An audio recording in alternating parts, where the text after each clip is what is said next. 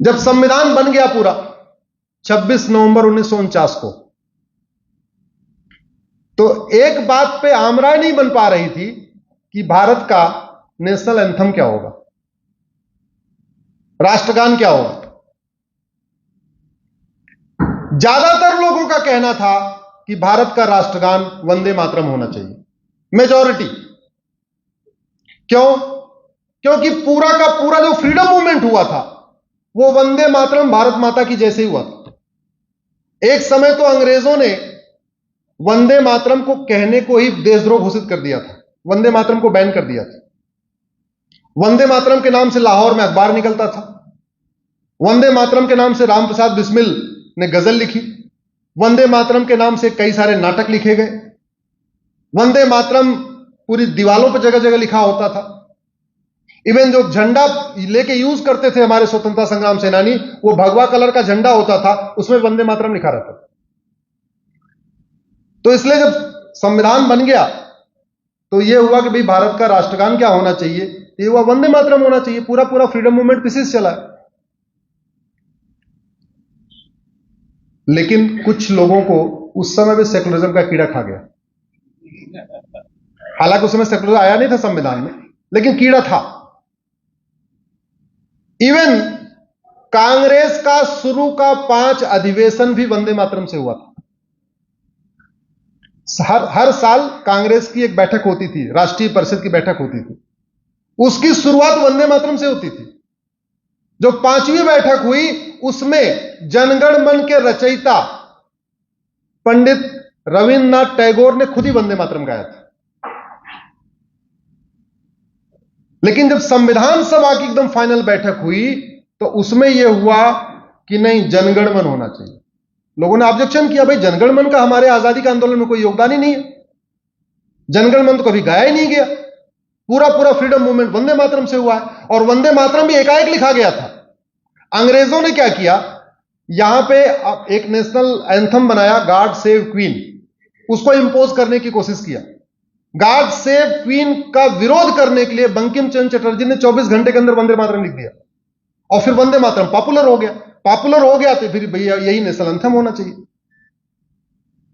नई बात बनी, नई बात बनी।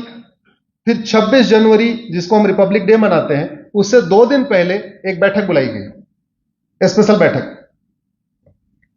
उसमें यह हुआ कि भाई ठीक है, कुछ प्रभावशाली लोग थे जो जनगण मन के साथ डटे हुए थे, तो राजेंद्र प्रसाद जी ने बीच का रास्ता निकाला। उन्होंने बोला वोटिंग वोटिंग कराएंगे, मामला गड़बड़ हो जाएगा, 2 दिन से बाद हमें रिपब्लिक डे मनाना है, ऐसे में माहौल खराब करना ठीक नहीं है, तो एक काम करो, बीच का रास्ता निकालते हैं। तो बीच का रास्ता क्या? बोले एक काम करिए, वंदे मातरम और जनगण मन दोनों को एक समान सम्मान मिलेगा। अगर आप टेक्निकली देखें, संविधान सभा के 24 जनवरी 1950 के जो प्रस्ताव है, 26 जनवरी को तो ये लागू हो गया, इसके ठीक 2 दिन पहले जो प्रस्ताव था उसके अनुसार भारत के 2 राष्ट्रगान हैं, जनगण मन और वंदे मातरम। हम लोग सोचते हैं वंदे मातरम राष्ट्रगीत है, ऐसा कहीं कुछ नहीं है। एक्चुअल में वंदे मातरम राष्ट्रगान है। लेकिन असली पाप हुआ 1971 में। जनगण मन को राष्ट्रगान बनाया गया था नेहरू जी के विशेष वीटो पावर के कारण, और जब 1971 में इंदिरा जी ने कानून बनाया, नेशनल ऑनर एक्ट, इसमें इन्होंने जनगण मन के लिए तो पूरा प्रोटोकॉल बना दिया। ध्यान से समझिए, कानून बना के कैसे कैसे भारत की संस्कृति को खत्म करने की कोशिश हुई। इसमें यह बना दिया गया कि जनगण मन 52 सेकंड में गाया जाएगा। जब जनगण मन गाया जाएगा सब लोग खड़े हो जाएंगे, जनगण मन का रिस्पेक्ट करेंगे। पूरा एक प्रोटोकॉल बन गया, म्यूजिक ये होगी, टाइम ये होगा, प्रोटोकॉल ये होगा, स्कूल में गाया जाएगा, यहां गाया जाएगा, वहां गाया जाएगा, सब हो गया। लेकिन इसमें वंदे मातरम को छोड़ दिया। वंदे मातरम का क्या प्रोटोकॉल है? कोई नहीं। कितने सेकंड में गाया जाएगा? कुछ नहीं। कौन सी म्यूजिक होगी? कुछ नहीं। अगर कोई वंदे मातरम नहीं गाएगा तो क्या कोई सजा होगी? नहीं। जनगण मन का इंसल्ट करने पे 3 साल की सजा, लेकिन वंदे मातरम के इंसल्ट करने पे कोई सजा नहीं। ऐसे एक के बाद एक, एक के बाद एक, एक के बाद एक कानून बना बना के चीजों को हमारे खत्म किया गया। आज की डेट में आप देखते रहते हो, आए दिन कोई वंदे मातरम की इंसल्ट कर देता है, कोई कहता हम नहीं गाएंगे, कोई कहता हम ये करेंगे, कोई खड़ा ही नहीं होता। देखते रहते हो कि बीच बीच में, जानते हैं क्यों? क्योंकि कानून में वंदे मातरम के लिए कोई प्रावधान नहीं है। इसीलिए मैंने पीआईएल फाइल किया कि जो सम्मान जनगण मन को मिलता है वही सम्मान वंदे मातरम को भी मिलना चाहिए। केंद्र सरकार को नोटिस जारी हुआ है, केंद्र सरकार ने कमेटी बना दिया है, कमेटी इस कानून को बदलने पर विचार कर रही है। बहुत जल्दी आपको वंदे मातरम का भी वो प्रोटोकॉल मिलेगा जो जनगण मन को होता है।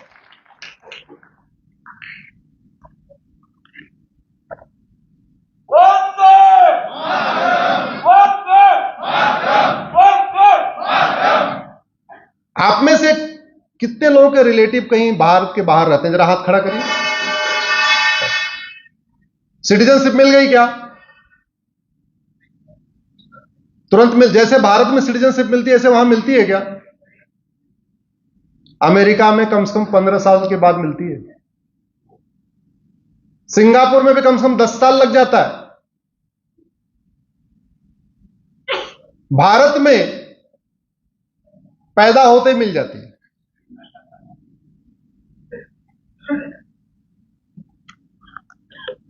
भारत का संविधान कहता है कि 1915 का 1947 तक जो लोग भारत में आ गए हैं ये नेचुरल सिटीजन हो गए। अब इनको कोई फॉर्म वॉर्म नहीं भरना, कुछ नहीं करना, ये ऑटोमेटिक हो गए। देश का बंटवारा हो गया। जो लोग पाकिस्तान